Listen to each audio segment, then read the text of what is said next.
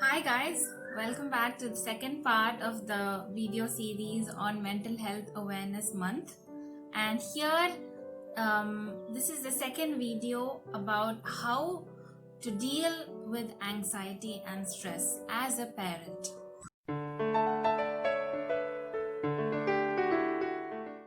Before we go ahead, if you have not watched the first part of this video series, please stop this video and go watch that and come, because that gives you some basic understanding and ideas about how to think about anxiety and stress before you begin to manage it.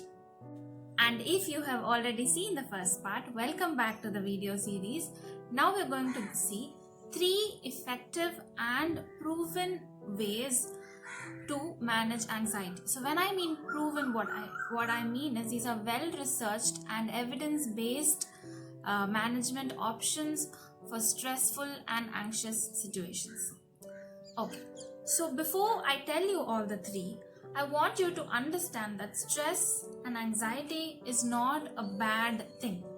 As in, it is not something that you should fear, and it is not something that is debilitating and it's going to bring you down.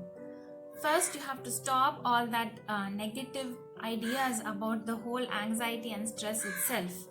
Because once we start having this negative understanding of the condition, then we are stigmatizing it. So we don't want to do that. We are going to accept that stress is a natural response to any demanding environment, and anxiety can be the response to chronic stress. So in all these 3 methods, if you see, we are not going to stop the anxious thought and tell it you are wrong, you should not come into my mind. We are not going to do that, because we know that our feelings are valid and we know that we get to feel what we feel. So let the thoughts come to your mind, but how you react to the thoughts is what we are going to change. Okay, so the first way is called the habit loop trigger. So this is just a fancy name for something that's been in the field of behavioral psychology for a very long time. So basically it just talks about behavior. So when we exhibit a behavior, we have a cue to the behavior and we have a reward to the behavior. So there's a behavior, there's a cue, and there's a reward. The cue comes before the behavior, the reward comes after the behavior. So just understanding this, we are going to create a habit that is productive to us. So when you get a thought, okay, let's say the anxious bad thought that you're getting is, I am not a good parent. Okay, so that is a thought that is triggering your anxiety, or that is triggering your stress and triggering all this negative self-talk and self-blaming and self-loathing. So this is the sentence that is triggering this. We know this. So what we're going to do is, once we have this sentence, once we hear this sentence, we are going to change the response to it. We are going to give to this sentence. That is, so when you get this thought, immediately get up and do something that disrupts your negative thought process that you've been used to. So when you feel, okay, I am not being a good parent, immediately identify, okay, I'm having a negative thought. So if I have this thought, I will take a small action. So what is this action you're going to take? It can be anything that is rewarding and that is good for you. For example, it can be a simple thing like going and washing your face, just going and splashing your face with water. That can be one. Or it can be a simple thing like going and taking a storybook and sitting with your child and just reading the first 5 pages. Or it can be something like going with your child and singing rhymes with him, making actions with him, just singing one rhyme. So anytime you have a thought like this, we are going to stop the negative downward spiral and we are going to shift it to something positive and productive. So every time you do this, your brain gets tuned to being more productive, to being more positive, instead of wallowing in your negative thoughts. So the second way is to exercise, or to do some sort of physical activity. Okay. So before you think that this is something that everybody is telling me, just hear me out on why exercise is important, and then you can take your call. Okay, exercise is important because, similar to our previous step for anxiety management, exercise diverts your mind from your negative thoughts. It does not let the negativity prevail in your mind. So we have seen that a negative reaction or a negative feeling is a natural response to a stressful environment. But what we are going to do is we're not going to let the negativity stay in our mind for a long time. You're going to shift it. So one of the methods you can shift it is to exercise.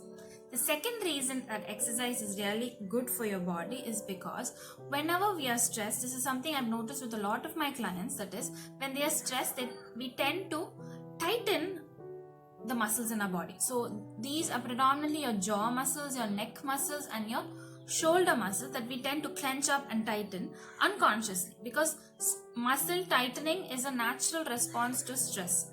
So prolonged muscle tightening, prolonged stress can be damaging to the body. So exercise negates those effects. It stretches the muscle, it makes the muscle move, and it reduces the tension. The third reason exercise is important because it increases a lot of happy hormones in your body.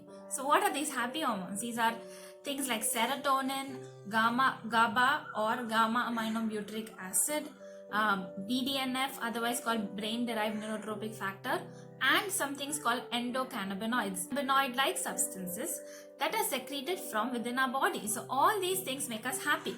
So exercise has been found through research to improve the levels of these happy chemicals in our body. The fourth reason that exercise is important in anxiety management is because exercising increases the frontal activation.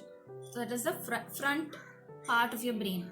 So when activation increases over here, the activation more in the deeper areas of the brain, which produces stress and anxiety responses, are lower.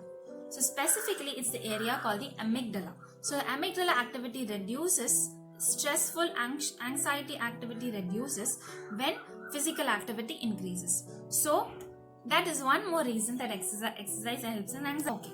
So now that you know that exercise and physical activity is very beneficial, what type of exercise can you do? The type of exercise you do has to be following these two criteria only. One is that you should enjoy it. If you don't enjoy it, it's not really going to be completely beneficial. So it can be anything that you enjoy. And the second criteria is that it has to increase your heart rate. That is, it has to be slightly strenuous. It doesn't have to always be very high weight training and intensive workouts. It can be moderate and light workout also, but as long as it increases your heart rate. So this can be anything in the form of like 10 minutes of squats and sit-ups, or 10 minutes of walking, or 15 minutes of walking, maybe doing some dance movements with your child, anything, something that you enjoy, but also something that increases your heart rate. So find your exercise. It can be anything. It can be swimming, it can be badminton, it can be playing with your child, it can be running around with your child on the terrace, something that makes you happy and increases your heart rate. Okay. So the third way to manage anxiety is very simple breathing exercises. So breathing exercises are so many these days. So I'm going to tell you just a very basic simple exercise. So again, when you have this negative thought, you have to immediately switch on your habit loop trigger. So this habit loop trigger can be in the form of thoughts, can be in the form of immediate productive activities, can be in the form of exercise, and can be simple breathing exercises. So the breathing exercise I'm going to tell you is very simple. Sit in a comfortable place with your back straight. Take a deep breath for 5 seconds. Place your hand on your stomach so you can feel your stomach move out while you inhale. And exhale the breath for another 5 seconds as you feel your stomach draw in. So just do this exercise, 5-second inhalation, 5-second exhalation, just for 4 times.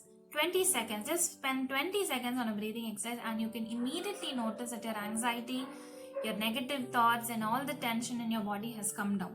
So when you do the breathing exercises, it is important that you don't think again about the negative thoughts, but just bring the focus to your breathing.